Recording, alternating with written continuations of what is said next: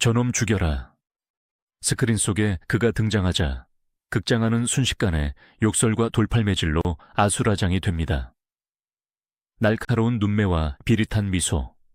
그는 조선팔도가 가장 증오했던 악질 일본 순사이자 악덕 지주였습니다. 하지만 아무도 몰랐습니다. 카메라가 꺼지는 순간 이 희대의 악마가 구석진 자리에서 도스토옙스키를 읽는 수줍은 문학 청년으로 변한다는 사실을 말입니다. 한국 영화 사상 가장 완벽한 악을 연기했으나 현실에서는 가장 투명한 선을 품고 살았던 배우. 그의 이름은 전택입니다. 도대체 왜 가장 선한 심장을 가진 남자가 평생을 악당의 가면을 쓰고 살아야만 했을까요? 138편의 악행 뒤에 숨겨진 인간 전태기의 진짜 얼굴을 지금 공개합니다. 이야기의 시작은 1912년 5월 15일 경성부, 지금의 서울로 거슬러 올라갑니다. 1912년은 대한제국이 일제에 의해 국권을 강탈당한 지 불과 2년밖에 지나지 않은 해였습니다. 조선의 왕조는 무너졌고 거리에는 일본 헌병들의 군화 소리가 울려 퍼지던 시기였습니다. 사람들의 눈빛에는 생기가 사라졌고 어디를 가나 억눌린 분노와 체념이 공존했습니다. 전태기는 바로 이 상실의 시대에 전주전씨 가문의 아들로 태어났습니다. 그의 유년 시절에 대한 기록은 놀라울 정도로 희미합니다. 훗날 그가 대배우가 된 후에도 자신의 어린 시절을 거의 언급하지 않았기 때문입니다. 하지만 우리는 당시의 시대상을 통해 소년 전태기가 겪었을 정서적 풍경을 짐작해 볼 수 있습니다. 나라 잃은 백성으로 태어난 아이들에게 꿈이라는 단어는 사치와도 같았습니다. 학교에서는 일본어를 국어라 부르며 배워야 했고 자신의 이름조차 일본식으로 바꿔야 하는 굴욕을 감내하며 성장했을 것입니다. 청년기로 접어들던 1920년대 후반과 1930년대 초반, 암울했던 식민지 조선의 청춘들을 열광시킨 새로운 문물이 등장했습니다. 바로 활동사진, 영화였습니다. 어두운 극장 안에 앉아 있으면 잠시나마 식민지의 비참한 현실을 잊을 수 있었습니다. 스크린 속 세상은 꿈이었고 탈출구였습니다. 당시 영화는 무성영화 시대였습니다. 배우들의 목소리는 들리지 않았지만 변사의 현란한 해설과 감정 연기가 더해져 관객들을 웃고 울렸습니다. 청년 전태기 역시 그 마법 같은 빛의 세계에 매료되었습니다. 특히 1926년 나운규가 만든 영화 이 조선 전역을 강타했을 때 전태기의 나이는 15살이었습니다. 미친 주인공 영진이 낫을 휘두르며 일본 순사를 응징하는 장면에서 극장 안에 모든 조선인이 통곡하며 아리랑을 불렀던 그 뜨거운 체험은 예민한 감수성을 가진 청년 전태기의 심장에 씻을 수 없는 흔적을 남겼습니다. 아마도 그때 그는 막연하게나마 생각했을 것입니다. 나이, 저 사각의 프레임 안에 들어가고 싶다. 저 빛 속에서 살고 싶다. 그러나 배우가 된다는 것은 당시 사회적 통념상 결코 환영받는 일이 아니었습니다. 광대라고 불리며 천시받던 직업이었고 보수적인 집안에서는 상상조차 할 수 없는 일탈이었습니다. 하지만 청년의 가슴속에 지펴진 불꽃은 쉽게 꺼지지 않았습니다. 1930년대 중반, 경성은 근대와 정은대가 기묘하게 동거하는 도시였습니다. 전차는 종로를 가로질러 달렸고 모던 보이와 모든 걸들은 명동거리를 활보했지만 골목 안쪽에는 여전히 가난과 억압이 도사리고 있었습니다. 23세 청년 전태기는 결심합니다.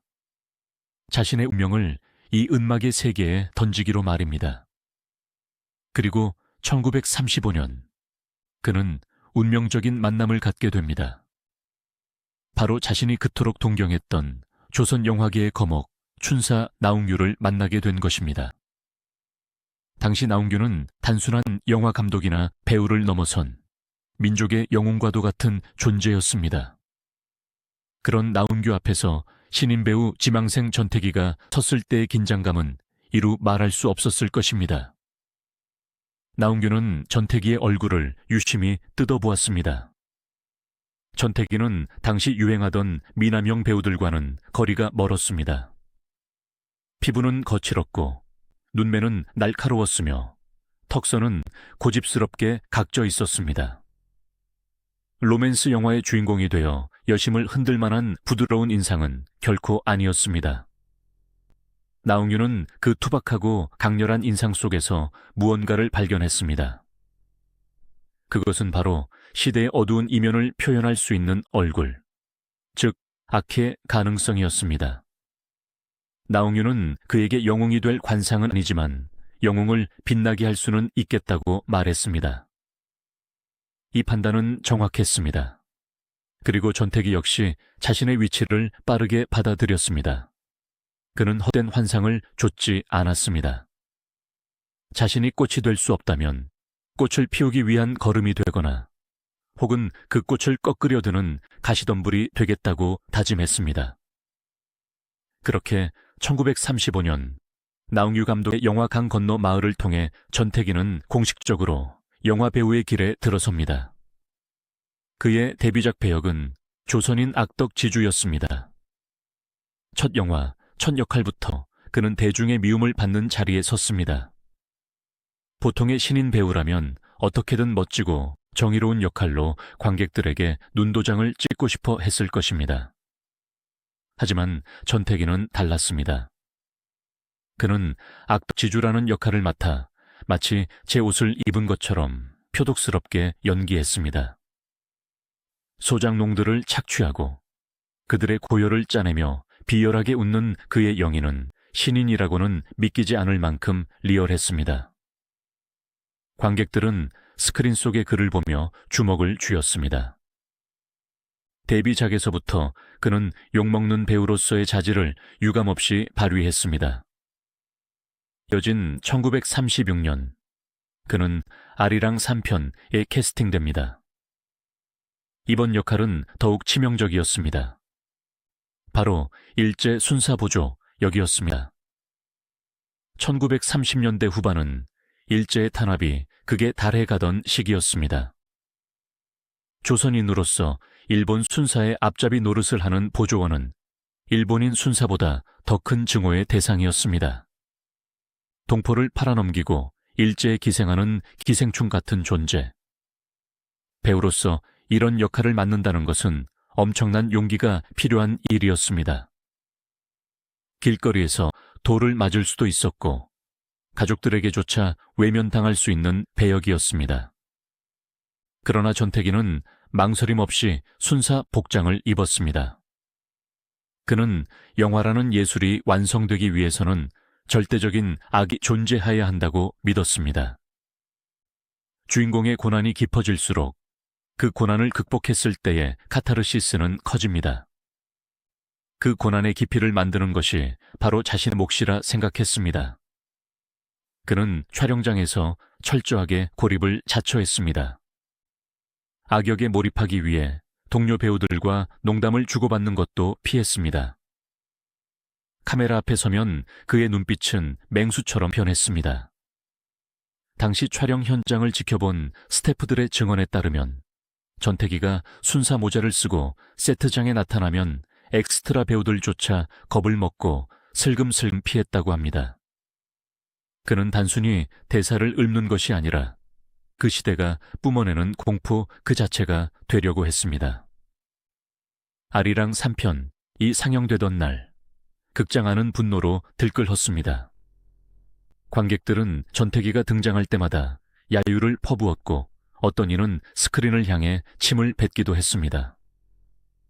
배우 전태기에게 쏟아진 그 비난과 저주는 역설적으로 그가 얼마나 완벽하게 자신의 임무를 수행했는지를 보여주는 훈장이었습니다. 그렇게 전태기는 식민지 조선의 영화계에서 대체 불가능한 악역 전문 배우로 자리매김하기 시작했습니다. 하지만 시대는 점점 더 어두운 터널로 들어서고 있었습니다. 1937년 중일전쟁이 발발하면서 일제는 영화를 전쟁 선전 도구로 이용하기 시작했습니다. 조선 영화령이 공포되었고 우리말로 된 영화를 만드는 것조차 힘들어졌습니다. 많은 영화인이 변절하거나 붓을 꺾어야 했습니다. 이 혼란스러운 시기에도 전태기는 묵묵히 현장을 지켰습니다. 비록 그가 맡을 수 있는 역할이 비열한 배신자나 악당에 국한되어 있었을지라도 그는 영화이라는 끈을 놓지 않았습니다. 1940년대 초반 태평양 전쟁으로 전선이 확대되면서 조선 땅은 거대한 변경으로 변해갔습니다. 영화 필름조차 구하기 힘든 물자 부족 속에서도 간간히 영화는 제작되었고 전태기는 그 속에서 꾸준히 얼굴을 비췄습니다. 이 시기 그의 심경이 어떠했는지는 정확히 알 수 없습니다. 다만 그가 훗날 영화가 내 인생의 전부였다고 회고한 것을 미루어 짐작해 볼 때 그는 그 암흑기에도 오직 영희 하나만을 바라보며 버텼을 것입니다. 세상이 미쳐 돌아갈 때 그 미친 세상을 연기함으로써 역설적으로 제정신을 붙들고 있었는지도 모릅니다. 1945년 8월 15일 마침내 해방이 찾아왔습니다. 거리로 뛰쳐나온 사람들은 만세를 불렀고 일장기가 내려진 자리에 태극기가 개양되었습니다. 영화계에도 해방의 기쁨은 넘쳐났습니다. 억압받았던 창작의 자유가 봇물 터지듯 쏟아져 나올 것이라는 기대가 팽배했습니다. 조선영화 건설본부가 결성되었고 항일 투쟁을 다룬 영화들이 기획되기 시작했습니다. 전태기에게도 새로운 기회가 열리는 듯 했습니다. 일제 강점기 내내 순사나 악덕 지주 역할을 도맡아 하며 쌓아온 악인 이미지를 딛고 새로운 캐릭터에 도전해 볼 수 있는 세상이 온 것입니다. 하지만 운명은 그에게 쉽게 다른 가면을 허락하지 않았습니다. 해방의 환희는 짧았습니다. 한반도는 곧바로 이념의 대립이라는 소용돌이에 휘말렸습니다. 38선이 그어지고 좌익과 우익의 갈등이 영화계 내부까지 파고들었습니다. 어제까지 동료였던 사람들이 사상 검증을 하며 서로를 손가락질했습니다. 혼란스러운 전국 속에서도 영화는 만들어졌지만 관객들이 원하는 것은 여전히 선명한 권선징악의 이야기였습니다. 정의로운 독립투사가 있으면 그를 괴롭히는 친일파 악당이 반드시 필요했습니다. 해방 공간에서 제작된 영화들, 예를 들어 최인규 감독의 같은 작품들이 쏟아져 나오면서 전태기는 다시 한번 호출되었습니다. 이번에도 역할은 악당이었습니다. 다만 그 대상이 일본 순사에서 이제는 청산되어야 할 친일파나 민족 반역자로 바뀌었을 뿐입니다. 그는 기꺼이 그 역할을 받아들였습니다. 누군가는 시대의 쓰레기통 역할을 해야 했고 전태기는 자신이 그 오물을 뒤집어 쓰는 것을 두려워하지 않았습니다. 그리고 1950년 6월 25일 새벽의 포성과 함께 한국 전쟁이 발발합니다. 서울은 순식간에 인민군의 수중에 떨어졌습니다. 영화인들은 뿔뿔이 흩어졌습니다. 일부는 부산으로 피난을 갔고 일부는 서울에 숨어 지냈으며 일부는 강제로 납북되기도 했습니다. 전태기의 전쟁 기간 행적은 구체적으로 알려지지 않았으나 그 역시 생존을 위해 처절한 시간을 보냈을 것입니다. 전쟁은 영화보다 더 잔혹한 현실이었습니다. 스크린 속에서 연기했던 죽음과 공포가 실제 눈앞에서 벌어지는 아비규환의 현장.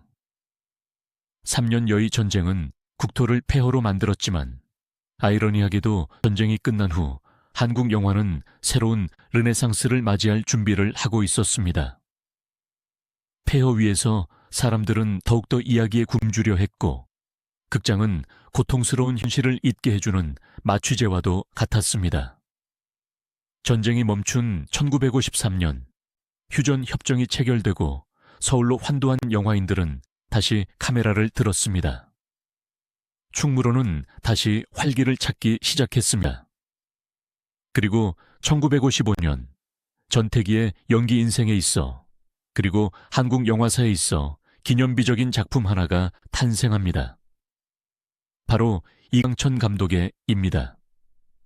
지리산 빨치산의 최후를 다룬 이 영화는 단순한 방공 영화를 넘어 극한 상황에 놓인 인간의 본성을 탐구한 걸작으로 평가받습니다. 이 영화에서 전태기는 북한군 대위 역할을 했습니다. 그런데 이 배역은 단순한 악역이 아니었습니다. 그는 잔인하고 냉혹하지만 동시에 생존 본능에 충실한 입체적인 악인이었습니다. 의 촬영 현장은 험난했습니다. 실제 지리산 자락을 오르내리며 촬영이 진행되었고 배우와 스태프들은 추위와 배고픔에 시달려야 했습니다. 전태기는 이 영화에서 자신의 모든 에너지를 쏟아부었습니다. 그의 눈빛은 굶주린 늑대처럼 번뜩였고 부하들을 다그치는 목소리는 쇠를 긁는 듯 날카로웠습니다. 당시 극장에서 이 영화를 본 관객들의 증언은 전설처럼 내려옵니다. 전태기의 얼굴이 클로즈업 될 때마다 앞자리에 앉은 아이들이 자지러지게 울어대서 영화를 제대로 볼 수가 없었다. 어찌나 연기를 잘하던지 길 가다 만나면 돌멩이라도 던지고 싶을 정도였다. 그는 을 통해 1950년대 한국 대중들에게 공포의 아이콘으로 확실하게 각인되었습니다. 전쟁의 공포가 아직 뇌리에서 사라지지 않았던 시절, 전태기는 그 공포를 시각적으로 형상화한 존재였습니다. 사람들은 그를 보며 몸서리쳤지만 동시에 그가 파멸하는 결말을 보며 카타르시스를 느꼈습니다. 그는 대중들의 집단적인 트라우마를 자극하고 해소해주는 무당과도 같은 역할을 수행한 셈입니다. 1950년대 중반, 바야흐로 전태기의 전성시대, 아니 악역 전태기의 시대가 열린 것입니다. 1950년대 중반을 넘어 1960년대로 향해 가던 대한민국은 혼돈과 활기가 공존하던 거대한 용광로와 같았습니다. 전쟁의 포효는 거쳤지만 거리는 여전히 가난했고 사람들의 삶은 팍팍했습니다. 바로 이 시기 전태기라는 배우의 존재감은 단순히 연기를 잘하는 조연 배우의 수준을 넘어 당대 한국 사회가 품고 있던 불안과 공포를 투영하는 하나의 사회적 현상이 되기 시작합니다. 에서 보여준 그 서늘한 광기는 서막에 불과했습니다.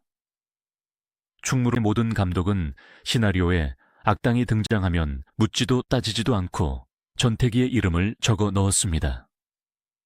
관객을 단 1초 만에 불쾌하게 만들 수 있는 배우는 전태기입니다 라는 말이 공공연하게 돌 정도였으니까요. 1956년 신상옥 감독의 영화와 1957년 애원의 고백으로 이어지는 그의 필모그래피를 살펴보면 전태기가 맡은 역할들은 하나같이 당시 서민들을 괴롭히던 사회악의 결정체였습니다. 그는 가난한 마부를 착취하는 냉혹한 주인이었고 병든 아내와 자식을 둔 가장을 벼랑 끝으로 내모는 고리 대금업자였습니다. 당시 한국 사회에서 가장 무서운 존재는 귀신이 아니라 당장 내일 갚아야 할 빚을 독촉하러 오는 사채업자나 새빵살이를 구박하는 집주인이었습니다. 전태기는 바로 그 현실의 공포를 연기했습니다. 그의 눈빛은 빚을 갚지 못한 자의 수치심을 파고들었고 그의 목소리는 가난한 자들의 뼈를 때렸습니다.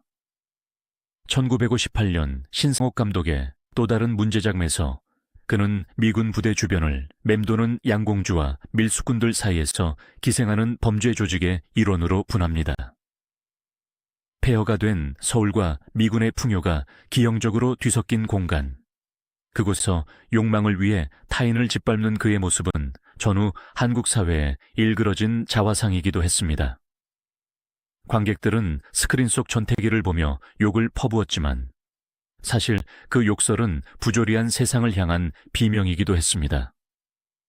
전태기는 기꺼이 대중들의 욕바디가 되어주었습니다. 사람들이 자신을 향해 삿대질을 할수록 그는 더욱더 악랄한 표정을 연구했고 더욱더 비열한 톤으로 대사를 뱉었습니다. 그것이 배우로서 그가 시대에 복무하는 방식이었습니다. 그리고 1960년 한국 영화사뿐만 아니라 한국 현대사에서도 가장 중요한 분기점이 되는 해가 밝았습니다.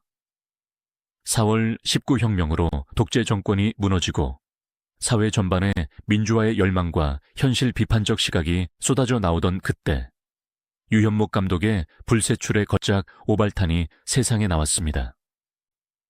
전후 한국 리얼리즘 영화의 정점이라 불리는 이 영화에서 전태기의 비중은 주연인 김진규나 최무룡에 비하면 크지 않았습니다. 하지만 그의 등장은 영화의 정서적 밀도를 폭발시키는 기폭제였습니다. 오발탄에서 그는 주인공 철호 가족을 옥죄어 오는 빚쟁이, 악덕 채권자로 등장합니다. 철호는 양심을 지키며 살아려 하지만 가난과 책임감 때문에 서서히 무너져가는 인물입니다. 전태기는 그런 철호의 숨통을 조이는 현실 그 자체였습니다. 낡은 문을 열고 들어와 빚을 독촉하는 전태기의 표정에는 일말의 동정심도 없었습니다. 오직 돈에 대한 탐욕과 채무자에 대한 경멸만이 가득했습니다. 단 5분 남짓의 짧은 출연이었지만 그 장면은 관객들의 뇌리에 깊이 박혔습니다. 그의 연기는 과장되지 않았습니다. 소리를 지르거나 폭력을 휘두르지 않아도 그저 차갑게 쏘아보는 눈빛 하나만으로 상대방을 질식시킬 듯한 압박감을 선사했습니다. 유현목 감독은 훗날 전태기 선생이 있었기에 철호의 절망이 완성될 수 있었다고 회고했습니다. 그가 연기한 아기는 만화 속에나 나오는 가상의 괴물이 아니라 내일 당장 우리 집 대문을 두드릴지도 모르는 옆집의 악당이었기에 더욱 공포스러웠던 것입니다. 1960년대를 관통하며 한국 영화는 장르의 다양화를 꾀하기 시작합니다. 현대물뿐만 아니라 사극이 대거 제작되었고 전태기의 활동 영역도 자연스럽게 사극으로 확장되었습니다. 1962년 신상옥 감독의 대작 폭군 연산에서 그는 또 한 번 변신을 시도합니다. 이번에는 칼을 든 무사나 탐관오리가 아니라 왕의 귀와 눈을 가리고 폭정을 부추기는 간신이자 잔인한 내시 역이었습니다.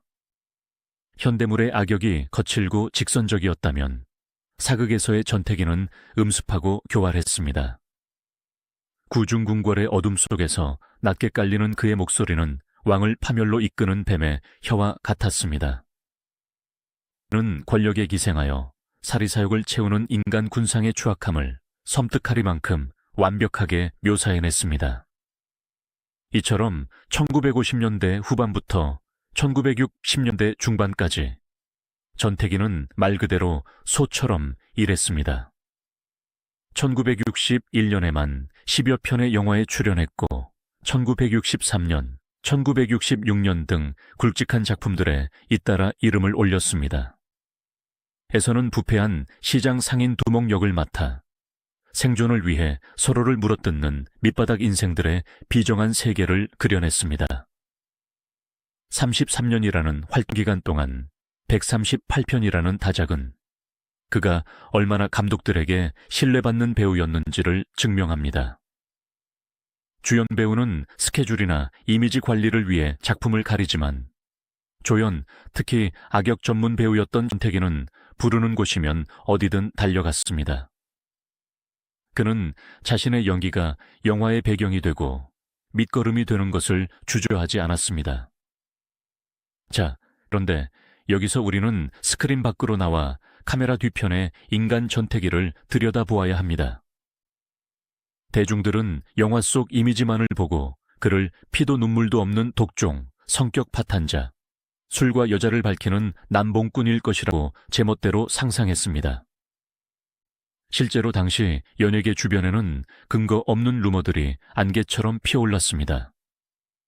그중 가장 대표적인 것이 바로 전설적인 무용가 최승희와의 스캔들이었습니다. 전태기가 최승희랑 몰래 결혼했다더라. 아니다, 최승희가 월북하기 전에 전태기와 동거를 했다더라. 하는 식의 소문은 꼬리에 꼬리를 물고 퍼져나갔습니다. 당대 최고의 스타였던 최승희의 신비로움과 악역으로서 강렬한 인상을 가진 전태기의 이미지가 결합하여 만들어진 대중들의 호기심이 빚어낸 허상이었습니다. 하지만 진실은 따로 있었습니다. 사실 최승희의 실제 연인이자 무용가였던 사람의 이름이 공교롭게도 전태기였습니다. 동명이인의 무용가 때문에 생긴 오해였던 것입니다. 배우 전태기는 억울할 법도 했지만 그는 변명하지 않았습니다. 그저 허허 웃어넘기며 내가 그런 대단한 분과 어울릴 급이나 됩니까? 라고 스스로를 낮췄을 뿐입니다. 그는 대중이 자신을 어떻게 생각하든 그것 또한 배우로서 감당해야 할 몫이라고 여겼던 것 같습니다. 혹은 진실은 언젠가 밝혀질 것이라는 세상을 향한 담담한 믿음이 있었는지도 모릅니다. 그렇다면 진짜 전태기는 어떤 사람이었을까요? 당시 충무로 다방이나 촬영장 구석에서 그를 목격한 사람들의 증언은 한결같습니다. 그는 고독한 독서광이자 침묵의 수행자였습니다. 촬영 대기 시간, 다른 배우들이 삼삼오오 모여 잡담을 나누거나 화투를 칠 때 전태기는 항상 구석진 의자에 홀로 앉아 책을 읽었습니다. 그가 읽던 책들은 가벼운 잡지가 아니라 주로 역사서나 철학 서적들이었다고 합니다.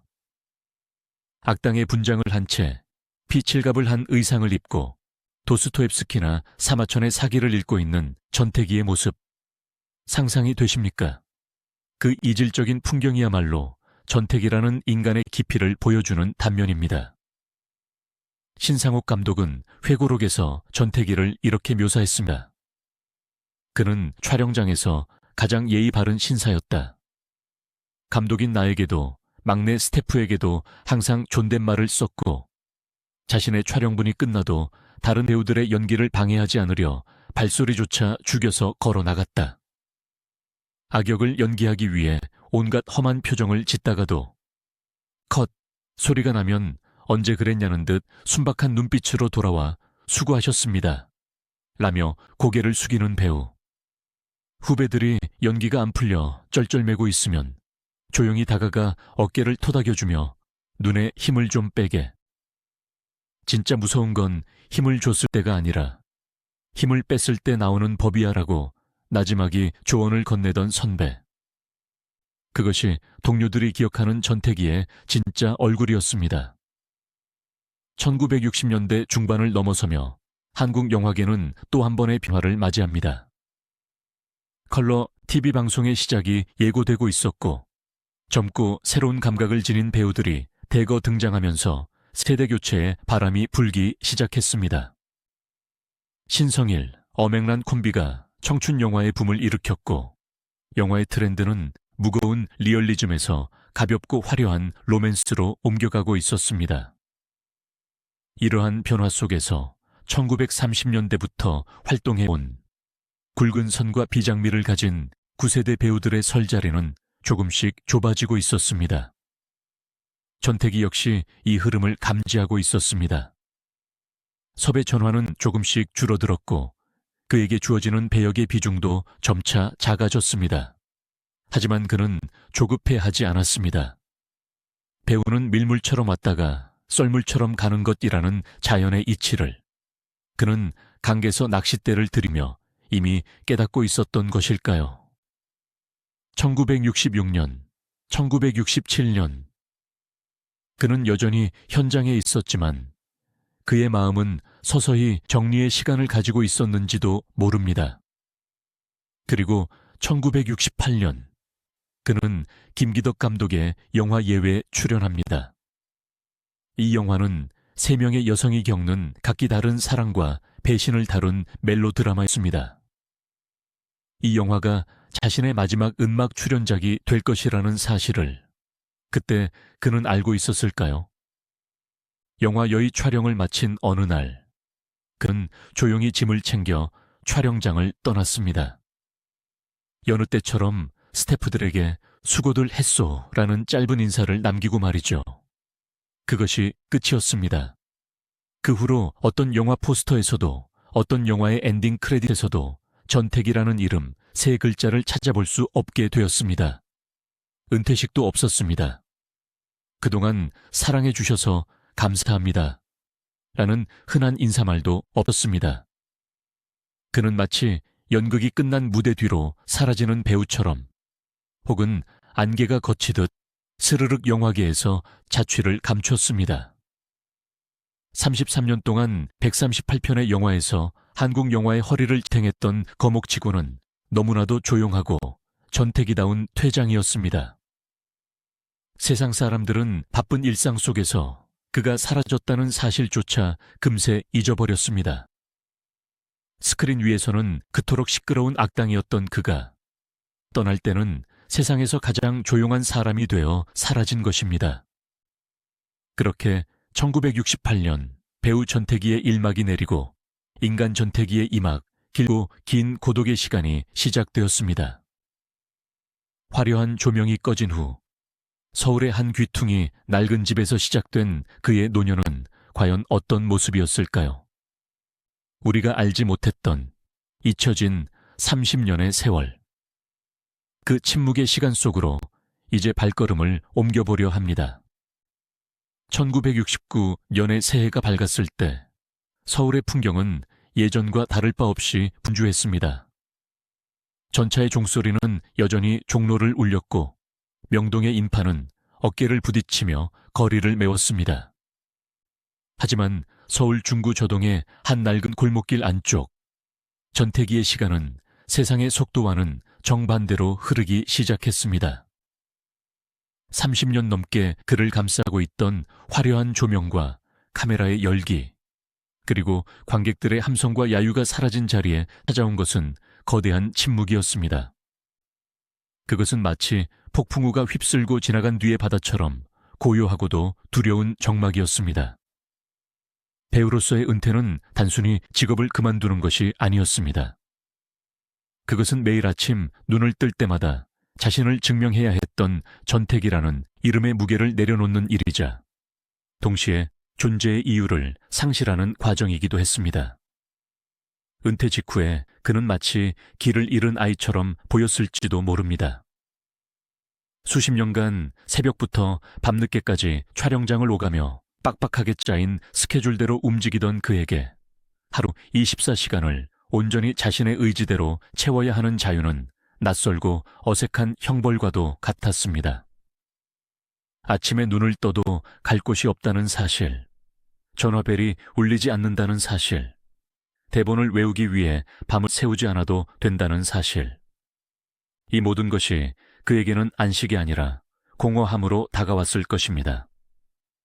평생을 남의 삶, 그것도 악인의 삶을 대신 살아주느라 정작 자신의 삶을 돌볼 겨를이 없었던 그는 이제야 비로소 늙고 지친 육체 속에 갇힌 인간 전태기와 독대하게 되었습니다. 1970년대로 접어들면서 대한민국은 격변의 시기를 맞이합니다. 경부고속도로가 뚫리고 수출 입국을 외치며 경제성장의 가속 페달을 밟던 시절, 문화계의 판도 또한 급격하게 바뀌고 있었습니다. 안바극장이라 불리는 TV의 보급률이 기하급수적으로 늘어나면서 대중의 관심은 스크린에서 브라운관으로 이동하기 시작했습니다. 흑백 영화 시절에 스타들이 하나둘 TV 드라마로 무대를 옮겼습니다. 최무룡, 김진규 같은 동료 배우들이 TV 속에서 새로운 전성기를 맞이하거나 혹은 국회의원에 출마하며 정치권으로 진출하는 모습을 전태기는 그저 묵묵히 지켜보았습니다. 누군가는 그에게 묻기도 했습니다. 전 선생님, 선생님도 TV에 한번 나와보시지 그러십니까? 악역으로 선생님만 한 분이 없는데. 하지만 그는 고개를 저었습니다. 그의 연기란 필름이라는 질감을 통해 완성되는 빛과 그림자의 예술이었습니다. 좁은 브라운관 상자 안에서 시간에 쫓기며 찍어내는 인스턴트식 드라마 연기는 그의 성정에 맞지 않았던 것일지도 모릅니다. 혹은 자신의 시대가 저물었음을 본능적으로 직감하고 추해지기 전에 스스로 물러난 자의 자존심이었을 수도 있습니다. 그가 은둔 생활을 했던 조동의 자택은 화려함과는 거리가 먼 소박하다 못해 초라한 곳이었습니다. 좁은 골목을 굽이굽이 들어가야 나오는 낡은 기와집. 비가 오면 지붕을 걱정해야 했고, 겨울이면 우풍이 들어 뼈마디가 시린 그런 집이었습니다. 동네 사람들도 그 집에 누가 사는지 잘 몰랐습니다. 가끔 번거지 모자를 푹 눌러 쓰고 시장에 나와 콩나물이나 두부를 사가는 구부정한 논이 한때 대한민국을 호령했던 천하의 악당 전태기일 것이라고는 상상조차 하지 못했습니다. 그는 철저하게 익명성 뒤로 숨었습니다. 가끔 길에서 나이 지긋한 행인이 그를 알아보고 저 사람 혹시 옛날 영화에 나오던 하고 수군거리면 그는 황급히 고개를 숙이고 골목 사이로 사라졌습니다. 그는 잊혀지는 것을 두려워하지 않습니다. 오히려 기억되는 것을 부끄러워하는 듯 했습니다. 악역으로 살았던 지난날의 영광이 현실의 초라함과 대비되는 것을 견딜 수 없었던 탓일까요? 아니면 이제는 그저 평범한 노인으로 남고 싶었던 소박한 바람 때문이었을까요? 그의 경제적 상황은 넉넉지 않았습니다. 아니, 솔직히 말해 빈곤했습니다. 1950에서 60년대 한국 영화계는 배우들에게 넉넉한 부를 안겨줄 수 있는 시스템이 아니었습니다. 주연 배우들조차 출연료를 떼이기 일쑤였고, 전태기 같은 조연 배우들은 겹치기 출연을 하며 박리다매로 생계를 유지해야 했습니다. 게다가 당시에는 재방송 출연료나 저작권료 같은 개념조차 없었습니다. 138편의 영화가 아무리 TV에서 방영되고 비디오로 출시되어도 그에게 돌아오는 몫은 단돈 10원도 없었습니다. 평생을 영화에 바쳤지만 영화는 그의 노후를 책임져 주지 않았습니다. 저축해둔 돈은 야금야금 줄어들었고 생활은 점점 더 궁핍해졌습니다. 하지만 그는 누구에게도 손을 벌리지 않았습니다. 가난했지만 비굴하지 않았습니다. 그것이 그가 평생 지켜온 악역의 품격이었습니다. 이 길고 지루한 은둔의 시간 동안 그의 유일한 벗은 낚시였습니다. 1970년대와 80년대 그는 틈만 나면 소양호나 파로로 떠났습니다. 낚시꾼들 사이에서 그는 말없는 조사로 통했습니다. 다른 이들이 소주잔을 기울이며 떠들 때도 그는 묵묵히 있지만 바라보았습니다. 화려했던 조명 대신 강물에 비친 달빛을 벗삼아 그는 스크린 밖에 진짜 자신으로 돌아가는 시간을 가졌습니다. 그렇게 그는 자연 속에서 조용히 숨을 고르고 있었습니다. 1980년대 그리고 90년대로 접어들며 그는 팔순을 바라보는 나이가 되었습니다. 노안이 찾아왔습니다. 강인했던 체력은 눈에 띄게 떨어졌고 지팡이 없이는 거동이 불편해졌습니다. 대한민국은 선진국 문턱에 들어섰다고 자화자찬했지만 그 화려한 성장의 그늘에는 평생을 예술에 바친 원로들의 비참한 노후가 방치되어 있었습니다. 전태기는 그 소외된 예술인들의 상징과도 같았습니다. 이 무렵 영화계 일각에서 자성의 목소리가 나오기 시작했습니다. 한국 영화 70년사를 되돌아보며 잊혀진 원로들을 재조명하고 그대 처우를 개선해야 한다는 움직임이 일었습니다. 영화인협회와 문화부를 중심으로 원로 예술인 지원 사업에 대한 논의가 시작되었습니다. 그리고 전태기의 이름이 다시금 사람들 입에 오르내리기 시작했습니다. 수소문 끝에 찾아낸 그의 거처는 너무나 초라해서 방문한 후배 영화인들을 숙연하게 만들었습니다. 좁은 방, 낡은 이불, 그리고 벽에 걸린 낡은 사진 몇 장. 그것이 한 시대를 풍미했던 대배우의 전부였습니다. 1995년은 전태기의 인생에 있어 그리고 이 긴 이야기의 클라이맥스를 향해 가는 아주 중요한 해입니다. 당시 스포츠조선과 청룡영화상 사무국은 제16회 청룡영화상을 준비하며 특별한 기획을 하고 있었습니다. 한국 영화의 뿌리를 찾고 그 뿌리를 지킨 이에게 경의를 표하는 특별공로상 수상자를 선정하는 일이었습니다. 여러 후보가 거론되었습니다. 하지만 심사위원들의 만장일치에 가까운 지지를 받은 인물은 바로 전택이었습니다. 주연 배우들은 박수와 명예를 이미 충분히 받았다. 하지만 30년 넘게 욕먹는 악역을 자처하며 한국 영화를 묵묵히 바쳐온 전택이 선생이야말로 지금 우리가 기억하고 기록해야 할 진정한 영화인이다. 이 결정은 즉시 그에게 통보되었습니다.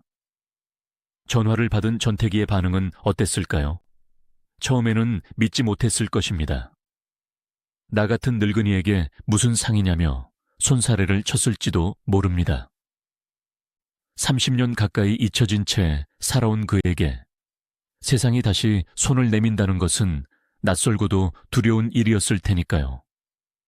하지만 영화계 후배들의 간곡한 설득 끝에 그는 시상식 참석을 수락합니다. 장롱 깊숙이 넣어두었던 좀이 쓸었을지도 모를 낡은 양복을 꺼내 손질하고 희끗희끗한 머리를 단정하게 빗어 넘겼을 83세의 노배우. 거울 속에 비친 자신의 얼굴을 보며 그는 무슨 생각을 했을까요?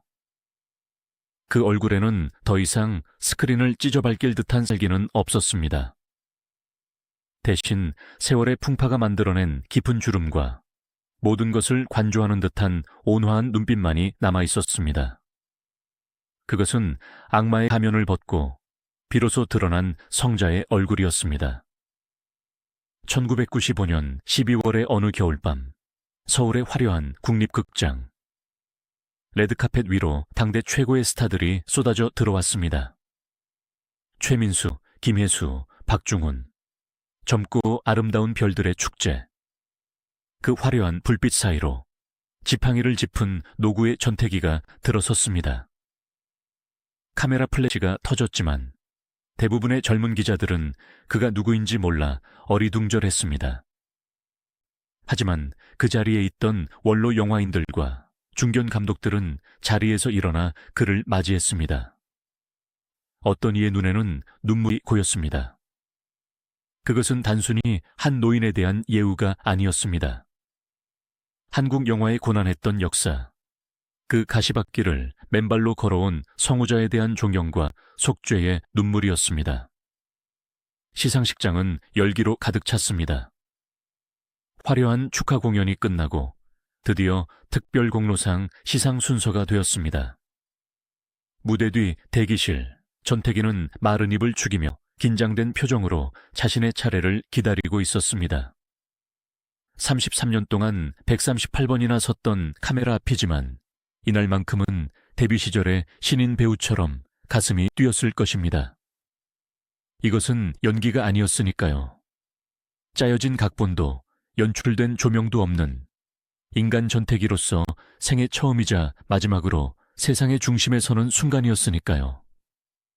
사회자의 호명과 함께 객석을 가득 메운 수천 명의 관객과 후배 영화인들이 일제히 기립했습니다. 3층 발코니석까지 가득 찬 인파가 보내는 박수 소리는 거대한 파도처럼 무대로 밀려들었습니다.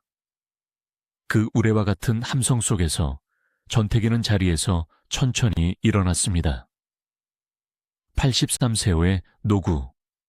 관절은 삐걱거렸고 다리에는 힘이 들어가지 않았지만 그는 지팡이를 꽉 쥐고 허리를 곧게 폈습니다. 그것은 평생을 배우로서 당당하게 살아온 자의 마지막 자존심이었습니다. 레드카펫이 깔린 계단을 오르는 그의 뒷모습은 위태로워 보였지만 동시에 숭고했습니다. 젊은 시절 날렵하게 담장을 뛰어넘고 산비탈을 구르던 액션 배우의 모습은 온데간데 없었지만 그 느릿한 걸음 하나하나에는 한국 영화 70년의 역사가 묵직하게 실려 있었습니다. 무대 중앙에 선 그는 눈이 부신 듯 잠시 미간을 찌푸렸습니다. 그리고 객석을 응시했습니다. 그곳에는 20대 톱스타들부터 백발이 성성한 원로 감독들까지 한국 영화의 과거, 현재, 미래가 모두 모여 그를 바라보고 있었습니다. 트로피가 그의 손에 건네졌습니다. 묵직했습니다. 금빛으로 빛나는 청룡 트로피. 그것은 그가 평생 받아본 유일한 상이었습니다. 악역이라는 이유로, 조연이라는 이유로, 흥행 배우가 아니라는 이유로 언제나 시상식의 들러리조차 되지 못했던 그가 여든이 넘어서야 비로소 주인공이 되어 받아든 생애 첫 트로피였습니다. 장내의 정적이 감돌았습니다. 모두가 그의 입을 주시했습니다. 마이크 앞에 선 그는 떨리는 손으로 트로피를 어루만지며 잠시 침묵했습니다. 그 침묵은 그가 평생 스크린 위에서 보여주었던 그 어떤 대사보다 더 긴장감 넘치고 호소력이 있었습니다. 나는 평생을 나쁜 놈으로 살았습니다. 그의 첫마디에 객석에서 낮은 웃음과 탄식이 동시에 터져 나왔습니다. 사람들은 나를 보고 침을 뱉었고 아이들은 웃습니다. 하지만 나는 한 번도 내 배역을 부끄러워한 적이 없습니다. 누군가는 악인이 되어야 했고 나는 그 역할을 맡아 최선을 다했을 뿐입니다. 그의 목소리는 조금 떨렸지만 발음은 여전히 정확했고 울림통은 깊었습니다. 늙은 배우의 흉성에서 뿜어져 나오는 진정성에 장내는 숙연해졌습니다. 오늘 이 상은 내가 잘해서 받는 상이 아니라 그동안 나를 미워해 주신 관객 여러분이 주는 용서의 상이라고 생각하겠습니다. 영화가 제 인생의 전부였습니다. 감사합니다. 짧은 소감, 화려한 수사나 미사여구는 없었습니다. 하지만 그 투박한 진심은 그 자리에 있던 모든 이들의 가슴을 울렸습니다. 눈시울을 붉히며 박수를 치는 후배 여배우들의 모습이 중계 카메라에 잡혔습니다. TV로 생중계된 이 장면은 당시 EMP 위기를 앞두고 불안에 떨던 대한민국 국민들에게 잔잔한 감동을 주었습니다. 평생을 음지에서 묵묵히 자신의 일을 해온 사람도 언젠가는 빛을 본다는 희망, 그리고 잊혀진 아버지 세대에 대한 향수를 불러일으켰기 때문입니다. 그날 밤 전태기는 세상에서 가장 행복한 악당이었습니다. 시상식이 끝나고 화려한 조명이 꺼진 뒤 그는 다시 현실로 돌아왔습니다. 방송국에서 마련해준 차를 타고 저동의 집으로 돌아가는 길, 차창 밖으로 스쳐 지나가는 서울의 야경은 눈부셨습니다. 한강의 다리들은 형형색색의 조명으로 빛났고 강남의 빌딩 숲은 거대했습니다. 그가 젊은 시절 낚시를 하던 뚝섬의 고요한 강변은 이제 고층 아파트 단지로 변해 있었습니다. 그는 변해버린 서울을 보며 무슨 생각을 했을까요? 자신이 연기했던 1950년대의 폐허와 1990년대의 풍요 사이에는 건널 수 없는 강이 흐르고 있었습니다. 그는 자신이 박물관에 전시된 유물처럼 느껴졌을지도 모릅니다. 세상은 너무나 빠르고 화려하게 변해가는데 자신은 여전히 흑필름 속에 느린 속도에 머물러 있다는 고립감. 트로피를 쥔 그의 손에 더욱 힘이 들어갔습니다. 집에 도착했을 때 방여주는 이는 없었습니다. 차가운 냉기가 도는 방. 그는 턱시도를 벗어 옷걸이에 조심스럽게 걸어두고 평소 입던 낡은 내복으로 갈아입었습니다. 그리고 청룡영화상 트로피를 낡은 서랍장 위에 올려두었습니다. 그 옆에는 낚싯지와 너덜너덜해진 대본 몇 권이 놓여 있었습니다. 세상에서 가장 화려한 영광의 증표와 세상에서 가장 소박한 삶의 흔적이 기묘하게 동거하는 공간. 그는 트로피를 한참 동안 바라보다가 이내 불을 끄고 자리에 누웠습니다. 그날 밤 그는 꿈속에서 다시 1935년의 촬영장으로 돌아갔을지도 모릅니다.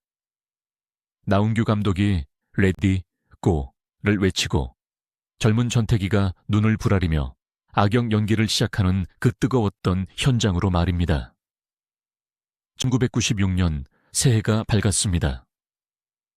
청룡영화상 수상은 그에게 잠시나마 세간의 관심을 불러일으켰지만 그것이 그의 삶을 근본적으로 바꿔놓지는 못했습니다.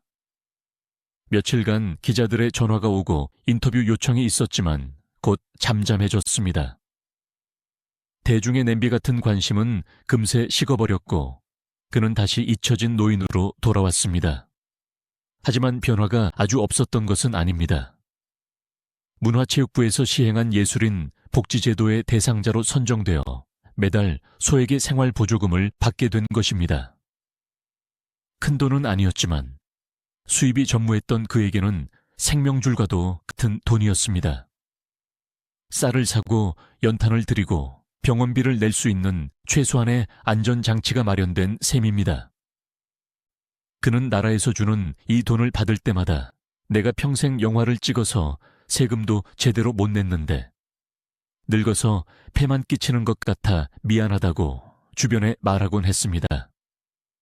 끝까지 염치와 체면을 중시했던 꼿꼿한 선비의 마음가짐이었습니다.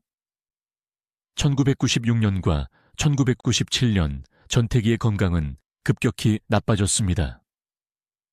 노화는 예고 없이 찾아오는 손님처럼 불쑥불쑥 그의 몸을 침범했습니다. 다리의 통증이 심해져 낚시를 가는 횟수가 줄어들었고 나중에는 집 앞 골목을 산책하는 것조차 버거워졌습니다. 하지만 육체가 쇠약해질수록 그의 정신은 더욱 투명해지는 듯했습니다.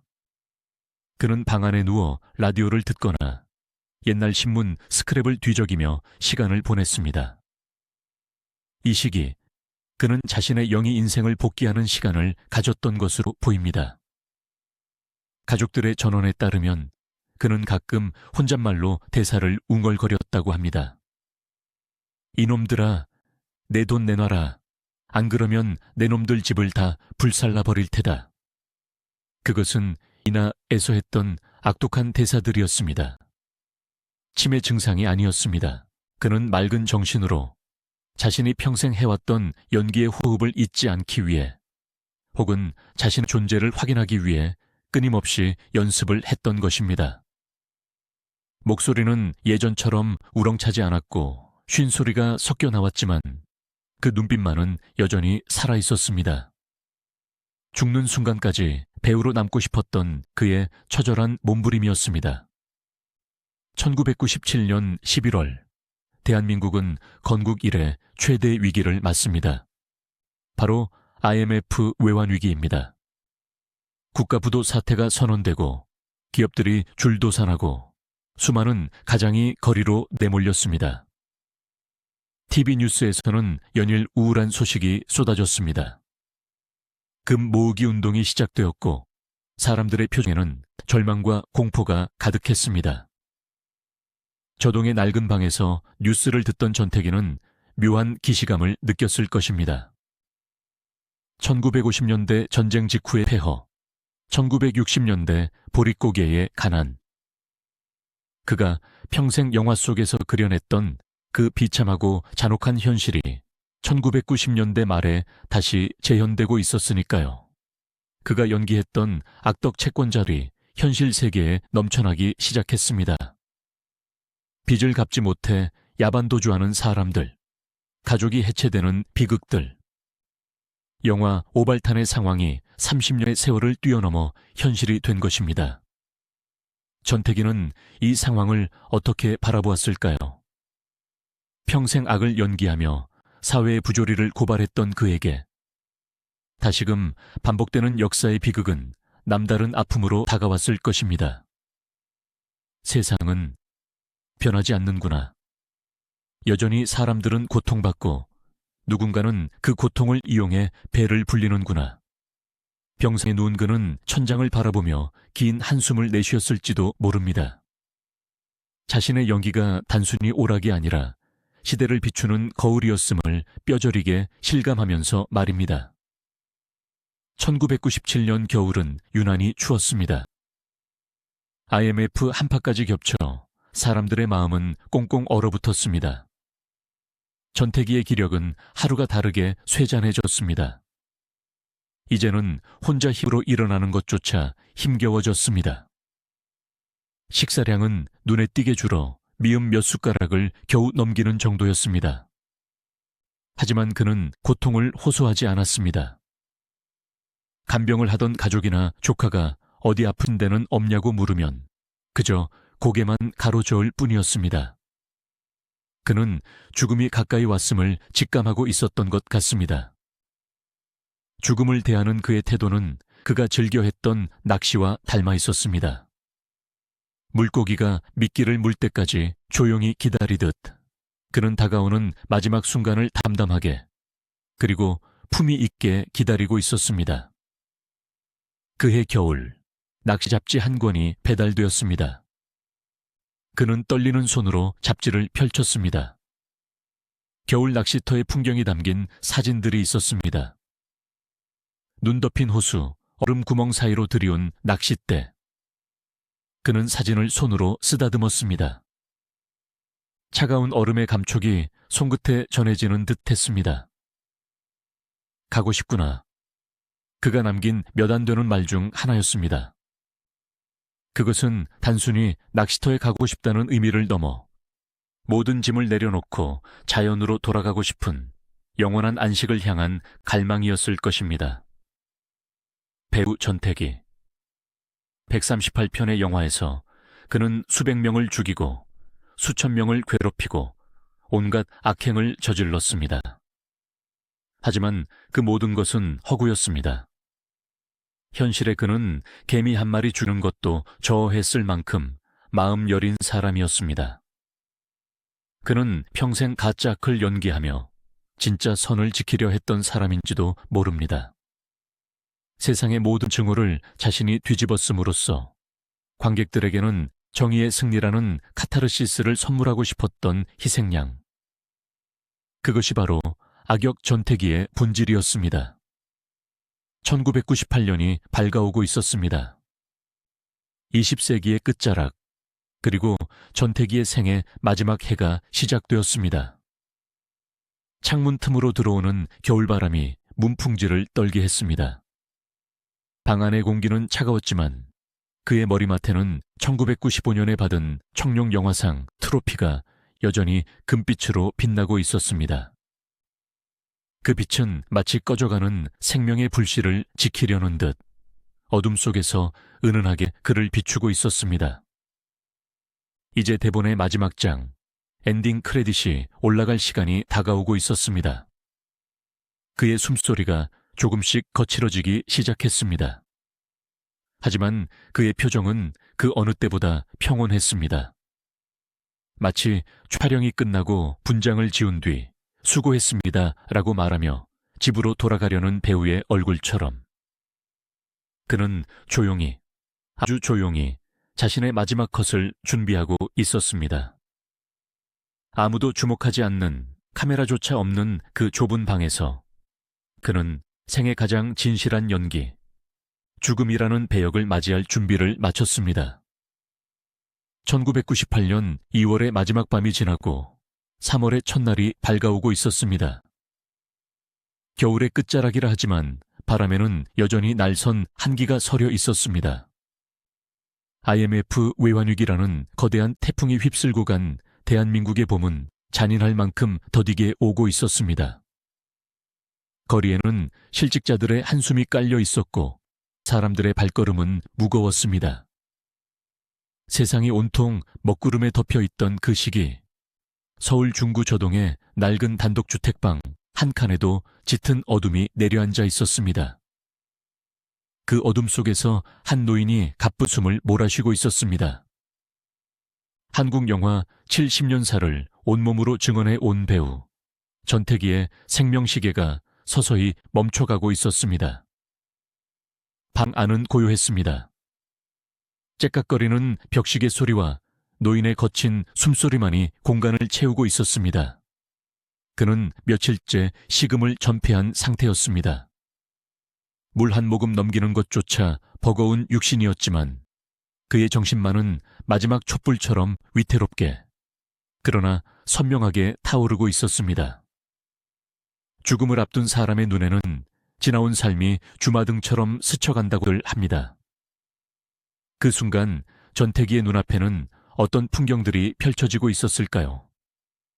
1935년 나운규 감독 앞에서 잔뜩 긴장한 차에 서 있던 23세 청년 전태기. 해방의 환희 속에서 만세를 부르던 군중들. 6.25 전쟁의 포화 속에서 필름통을 끌어안고 피난길에 올랐던 동료들, 그리고 촬영장의 뜨거운 조명 아래서 컷 소리와 함께 악마의 가면을 벗고 이마의 땀을 닦아내던 수많은 순간들. 138편의 영화, 수천 번의 삶과 죽음. 그는 스크린 속에서 수도 없이 총에 맞아 죽고, 칼에 찔려 죽고, 벼랑 끝에서 떨어져 죽었습니다. 악인의 최후는 언제나 비참해야 했으니까요. 하지만 지금 그가 맞이하고 있는 현실의 죽음은 영화 속 그 어떤 장면과도 달랐습니다. 비명도, 원망도, 피 흘림도 없는 그저 낙엽이 지르듯 자연스럽고 고요한 소멸이었습니다. 1998년 3월 2일 새벽. 동이 트기 전에 푸르스름한 어둠이 창문을 두드리고 있었습니다. 전태기는 감았던 눈을 힘겹게 떴습니다. 이제 갈 때가 되었구나. 그는 마음속으로 되뇌었을 것입니다. 평생을 기다림 속에서 살았던 사람. 촬영장에서 자신의 순서가 오기를 기다렸고, 낚시터에서 물고기가 오기를 기다렸으며, 대중들이 자신의 진심을 알아주길 기다렸던 배우.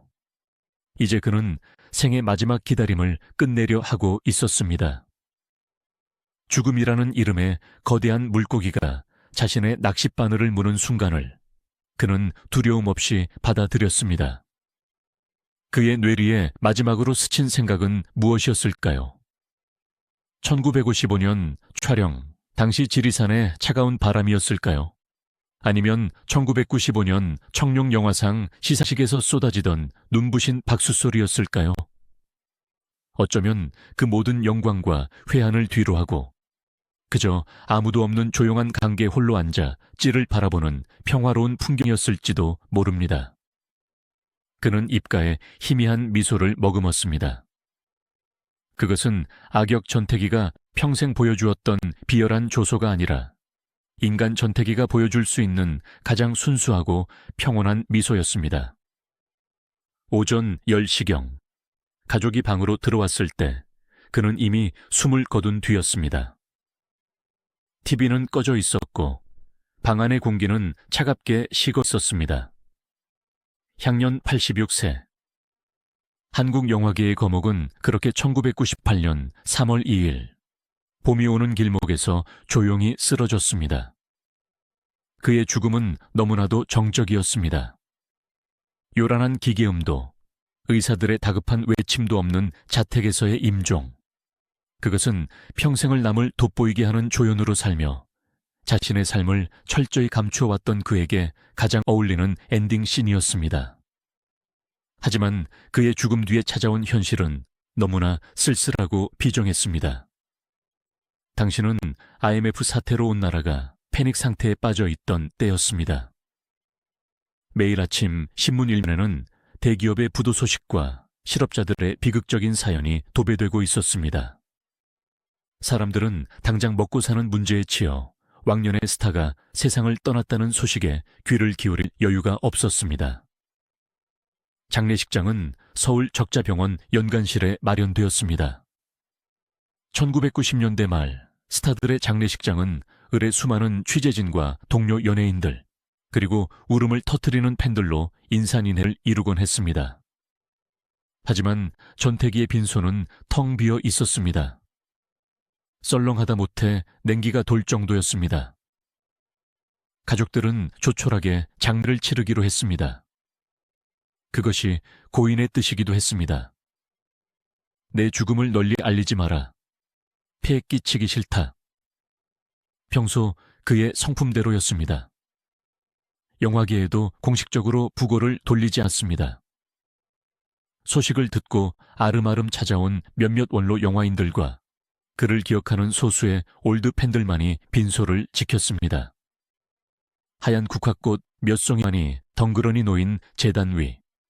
영정 사진 속의 전태기는 여전히 그 강렬한 눈빛으로 세상을 쏘아보고 있었습니다. 하지만 그 눈빛은 이제 더 이상 무섭지 않았습니다. 오히려 자네들, 왜 그리 슬퍼하나? 인생이란 다 그런 것 아닌가 라며 산자들을 위로하는 듯 했습니다.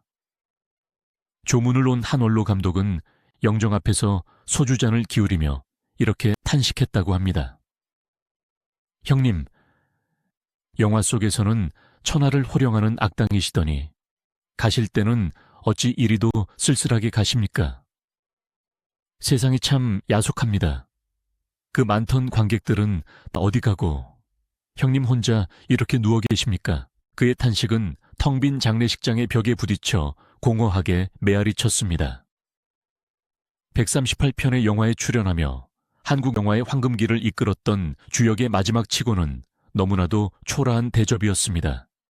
하지만 전태기는 그 초라함마저도 묵묵히 받아들이고 있는 듯 했습니다. 1998년 3월 4일 발인식이 치러졌습니다. 그의 유해는 운구채 실려 병원을 빠져나갔습니다. 30년 전 그가 음막을 떠날 때처럼 마지막 떠나는 길에도 팡파르는 없었습니다.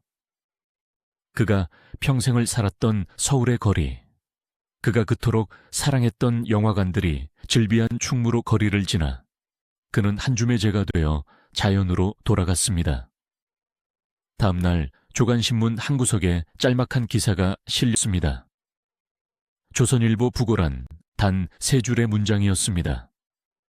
한국 영화 원로배우 전태기 씨 2일 노환으로 별세.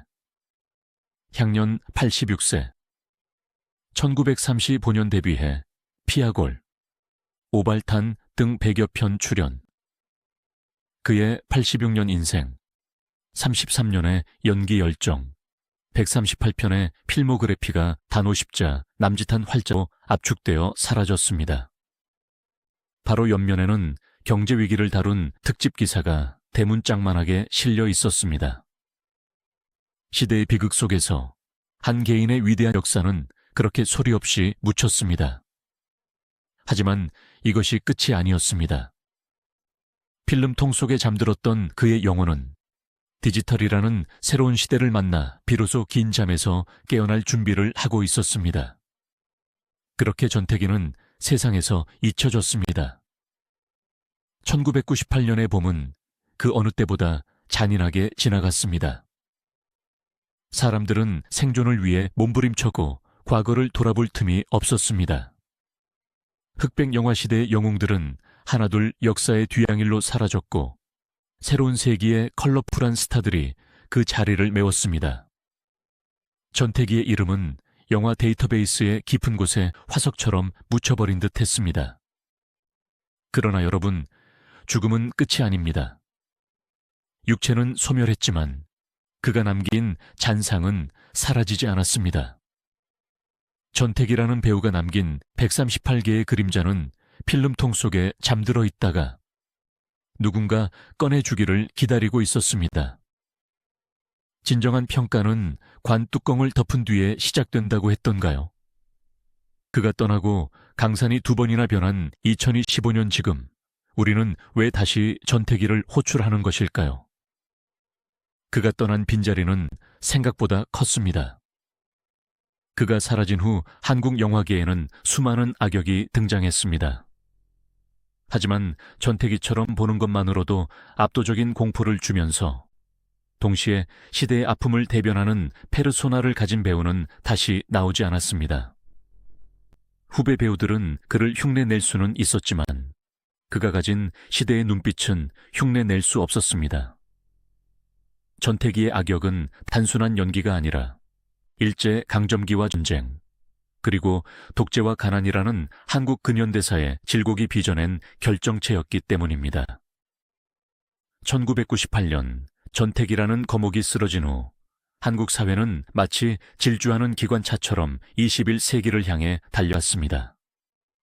밀레니엄의 흥분이 세상을 뒤덮었고 2002년 월드컵에 붉은 물결이 광장을 메웠으며 한류라는 거대한 파도가 아시아를 넘어 세계로 뻗어나갔습니다. 한국 영화 역시 르네상스를 맞이했습니다. 공동경비구역 JSA, 같은 걸작들이 쏟아져 나왔고 한국 배우들의 얼굴이 칸과 할리우드를 장식했습니다.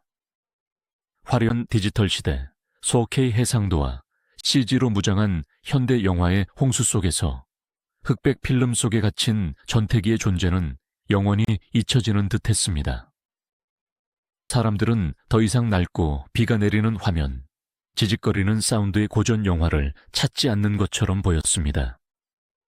그러나 역설적이게도 기술의 발전은 망각 속에 묻혀있던 그를 다시 수면 위로 끌어올리는 계기가 되었습니다.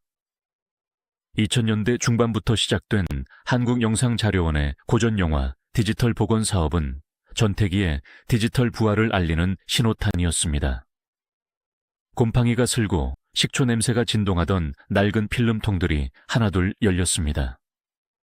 전문가들의 손길을 거쳐 스크래치가 지워지고 흐릿했던 명암이 되살아나고 뭉개졌던 목소리가 선명하게 복원되었습니다. 상암동의 차가운 수장고 속에서 잠자던 138명의 전태기가 긴 잠에서 깨어나 인터넷이라는 새로운 바다를 항해하기 시작한 것입니다. 복원된 이 재개봉되고 의 고화질 영상이 유튜브와 VOD 서비스를 통해 공개되자 놀라운 반응이 일어나기 시작했습니다. 1950년대를 경험하지 못한 2030세대, 심지어 10대 영화학도들 사이에서 저 배우 누구냐는 질문이 터져나온 것입니다.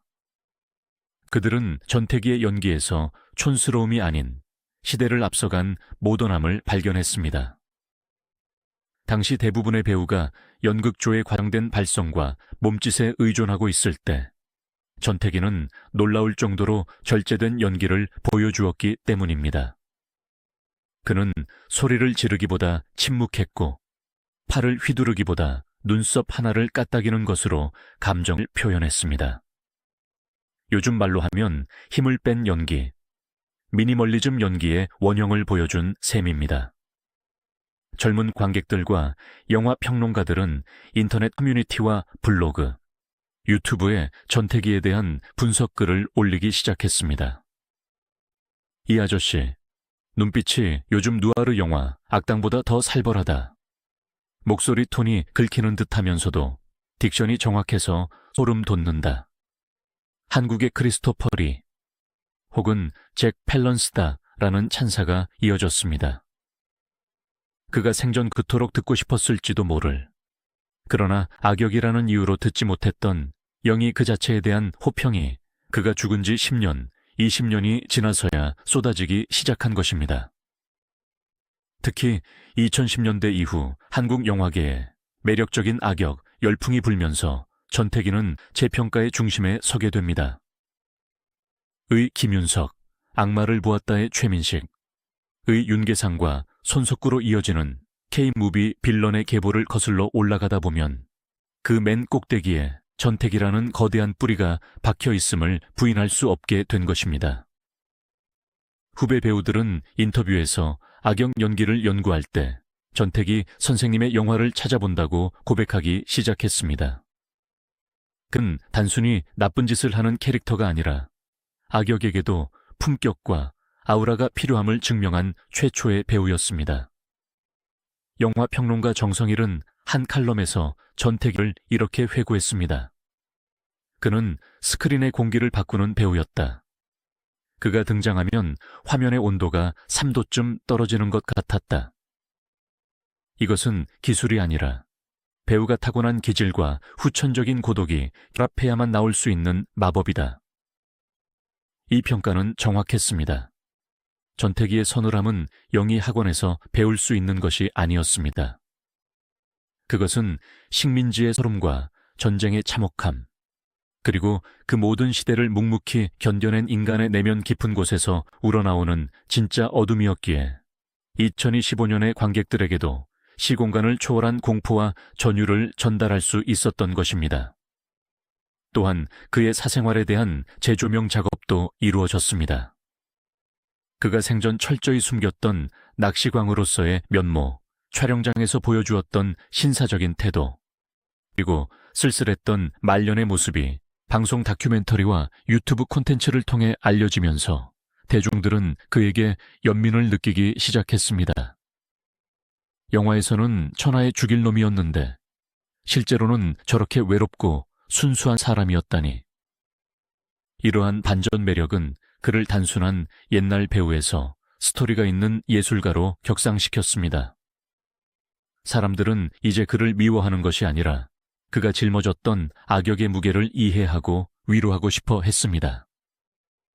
2020년대 들어 유튜브와 OTT 플랫폼이 활성화되면서 전태기의 출연작들은 알고리즘을 타고 전 세계로 퍼져나갔습니다.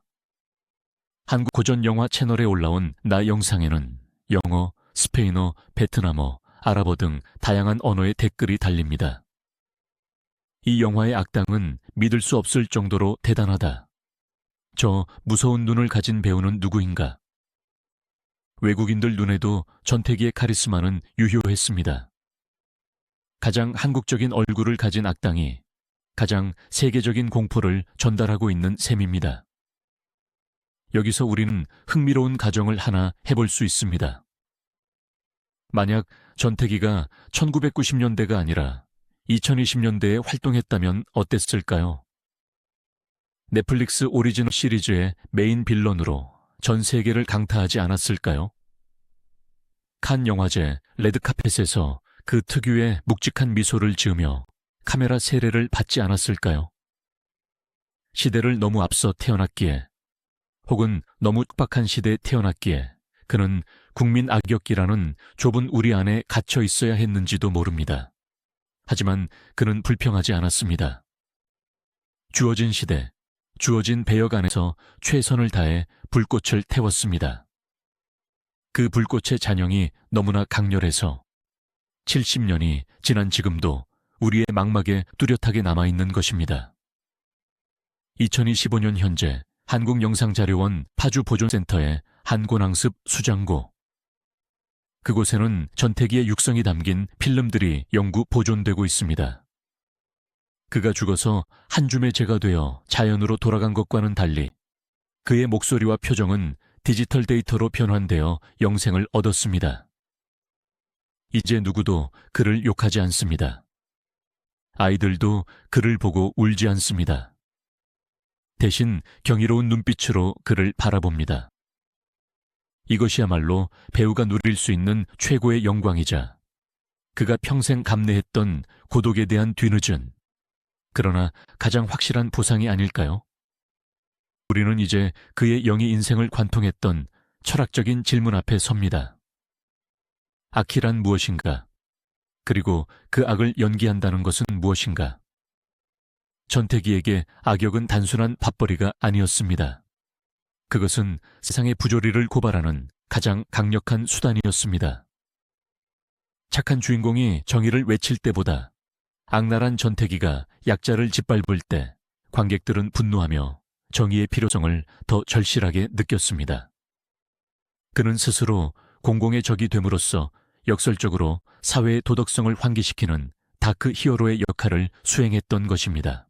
그는 낚시터에서 찌를 바라보며 무슨 생각을 했을까요? 수면 아래 보이지 않는 물고기처럼 인간의 내면 깊은 곳에 숨겨진 욕망과 이기심을 꿰뚫어 보고 있었던 것은 아닐까요? 그가 보여준 악역 연기가 그토록 리얼했던 이유는 그가 인간이라는 존재의 나약함과 추악함을 누구보다 깊이 이해하고 있었기 때문일 것입니다. 그는 인간을 혐오해서 악역을 한 것이 아니라 인간을 너무나 잘 알았기에 악역을 완벽하게 소화할 수 있었습니다. 이제 우리는 1912년 경성에서 시작해 1998년 서울 조동의 낡은 방에서 끝을 맺은 그리고 2025년 디지털의 바다에서 다시 부활한 배우 전태기의 대서사시 그 마지막 페이지를 넘기려 합니다. 86년의 생애, 33년의 연기 인생, 138편의 영화. 이 방대한 숫자들 너머에 남겨진 진정한 의미는 과연 무엇일까요? 우리가 오늘날 이토록 긴 시간을 들여 한 명의 지나간 배우를 복귀해야만 했던 이유는 그의 삶이 단순히 과거의 유물이기 때문이 아니라 현재를 살아가는 우리에게 여전히 유효한 삶의 태도와 예술적 질문을 던지고 있기 때문입니다. 오늘날 전 세계는 K 콘텐츠에 열광하고 있습니다. 기생충이 아카데미를 제패하고 오징어 게임이 전 세계 안방을 점령했습니다. 한국 영화와 드라마가 가진 힘, 그 역동성과 폭발적인 에너지의 원천은 어디에 있을까요? 많은 평론가는 한국 콘텐츠 특유의 강렬한 캐릭터성을 꼽습니다. 선과 악의 경계가 모호하거나 혹은 악역마저도 묘한 매력을 지니게 만드는 입체적인 캐릭터 구축 능력. 그 뿌리를 거슬러 올라가면 우리는 필연적으로 전택이라는 이름과 마주하게 됩니다. 1950년대와 60년대 한국 영화의 토양이 척박했던 시절, 전태기는 맨땅에 헤딩하듯 한국형 빌런의 문법을 창조해냈습니다. 그전까지 한국 고전소설이나 연극에서의 악인은 그저 평면적인 나쁜 놈에 불과했습니다. 이유 없이 심술을 부리거나 태생적으로 못돼먹은 인물로 그려졌지요. 하지만 전태기의 악역은 달랐습니다. 그의 악행에는 시대적 맥락이 있었고 생존을 위한 처절함이 있었으며 때로는 관객으로 하여금 저 시대라면 나라도 저렇게 되었을지 모른다는 서늘한 공감을 불러일으키는 설득력이 있었습니다. 그는 악역에게 품위를 부여했습니다. 소리를 지르며 난동을 부리는 양아치 연기는 누구나 할 수 있습니다. 하지만 침묵과 눈빛만으로 상대를 제압하고 스크린 전체를 긴장감으로 몰아넣는 연기는 아무나 할 수 있는 것이 아닙니다. 오늘날 우리가 김윤석의 속악귀를 보며 최민식의 악마를 보았다를 보며 느끼는 그 전율의 DNA는 반세기 전 전태기가 흑백 필름 속에 심어놓은 씨앗이 발아하여 꽃피운 결과라고 해도 과언이 아닙니다. 그는 후배들에게 악역도 예술이 될 수 있다는 것을 몸소 보여준 위대한 성우자였습니다. 또한 인간 전태기가 보여준 삶의 태도는 2015년에 우리에게 더 큰 울림을 줍니다. 지금은 자기 과시의 시대입니다. 사람들은 SNS를 통해 자신의 일거수일투족을 자랑하고 조금이라도 더 관심을 받기 위해 자극적인 행동을 서슴지 않습니다. 연예인들은 물론이고 일반인들까지 관심 종자가 되어가는 세상입니다. 이런 세상에서 평생을 철저한 익명성과 겸손으로 일관했던 전태기의 삶은 마치 죽빗소리처럼 우리의 정신을 때립니다. 그는 스타가 되려 하지 않았습니다. 그는 배우가 되려 했습니다. 그는 유명해지려 하지 않았습니다. 그는 유용한 사람이 되려 했습니다. 영화 속에서 자신이 돋보이는 것보다 주인공을 빛나게 해주는 그림자 역할을 자처했던 그의 직업윤리. 그것은 비단 영화계뿐만 아니라 무한 경쟁 사회를 살아가는 우리 모두가 되새겨야 할 덕목입니다. 남을 밟고 올라서야만 성공한다고 믿는 세상에서 내가 기꺼이 어둠이 되어 당신을 빛나게 하리라는 그의 희생정신은 진정한 어른의 품격이 무엇인지를 보여줍니다. 그의 말년을 다시 떠올려 봅니다. 아무도 찾아오지 않은 낡은 방, 낚시 잡지 한 권, 그리고 꺼져 있는 TV. 언뜻 보기에 그것은 실패하고 잊혀진 노인의 쓸쓸한 최후처럼 보일 수 있습니다. 하지만 과연 그랬을까요? 어쩌면 그것은 그가 스스로 선택한 가장 완벽한 평화가 아니었을까요? 세상의 소음으로부터 차단된 고요 속에서 그는 비로소 타인의 삶을 연기해야 하는 의무에서 벗어나 온전히 자기 자신으로 존재할 수 있었을 것입니다. 그가 그토록 사랑했던 낚시를 생각해 봅시다. 낚시꾼은 빈 낚싯대를 들이우고 하염없이 기다립니다. 물고기가 잡히지 않아도 실망하지 않습니다. 그저 흐르는 물을 바라보며 자연과 하나가 되는 시간, 그 자체를 즐길 뿐입니다. 전태기에게 인생은 거대한 낚시터와 같았을지도 모릅니다. 젊은 날에는 배역이라는 물고기를 낚기 위해 치열하게 살았지만 노년에는 모든 욕심에 낚싯대를 거두고 인생이라는 강물의 흐름을 관주하며 생을 마감했습니다. 그는 빈손으로 왔다가 빈손으로 가는 인생의 진리를 낚시를 통해 체득했던 철학자였습니다. 2025년의 어느 늦은 밤, 여러분이 우연히 유튜브에서 1950년대 흑백 영화를 보게 된다면 그리고 그 안에서 찢어진 눈으로 세상을 노려보는 한 남자를 마주치게 된다면 부디 무서워하지 마십시오. 화면 속의 그에게 마음속으로 조용히 말을 걸어 주십시오. 전태기 선생님, 당신의 영희는 정말 최고였습니다. 그리고 당신은 참 괜찮은 사람이었습니다. 그러면 화면 속의 악당은 아주 잠시 0.1초의 짧은 순간 그 특유의 악독한 표정을 풀고 수줍은 소년처럼 혹은 인자한 노신사처럼 희미하게 미소 지어 줄지도 모릅니다.